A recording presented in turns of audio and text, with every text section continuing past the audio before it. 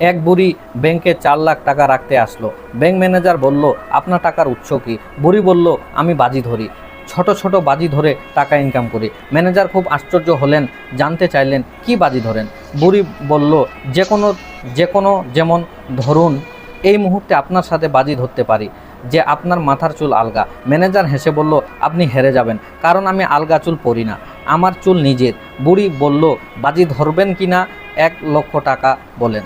Manager হেসে বলল, বাজি ধরলাম। বুড়ি বলল, কাল আমি উকিল সহ সকাল 11টায় এসে আপনার চুল আলগা কিনা তা প্রমাণ করে বাজি জিতে যাব।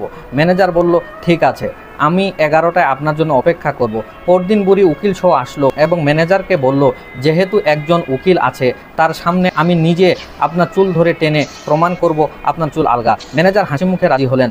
বুড়ি ম্যানেজারকে চুল ধরে টানতে লাগলেন আর উকিল দেওয়ালে তার মাথা ঠুকতে লাগলেন। ম্যানেজার নিজের চুল টানার ব্যথা সহ্য করেই জিজ্ঞেস করলেন, উনি দেওয়ালে মাথা ঠুকছেন কেন? বুড়ি উত্তরে বললেন, কারণ ওনার সাথেই বাজি ধরেছিলাম শহরের সবচেয়ে বড় ব্যাংকের ম্যানেজারকে সকাল 11টায় চুল ধরে টানবো এবং যদি পারি উনি আমাকে 5 লাখ টাকা দেবেন। এখন উনি আমাকে 5 লাখ টাকা দেবেন, সেখান থেকে আপনাকে 1 লাখ টাকা দিয়ে দিব এবং বাকি 4 লাখ টাকা আপনার ব্যাংকে ডিপোজিট রাখবো। এই গল্পটা থেকে অনেক কিছু শেখার আছে, কিন্তু ছোট্ট একটা জিনিস আমি শিখলাম, খেলা হয় অন্য জায়গায়, দেখা যায় আরেক জায়গায়। গল্পটা শুরুতে ভেবেছিলাম খেলাটা ম্যানেজার এবং বুড়ির মধ্যে, কিন্তু আসলে খেলাটা বুড়ি আর উকিলের মধ্যে। ম্যানেজার হচ্ছে সামান্য লাভবান বলির পাঠা।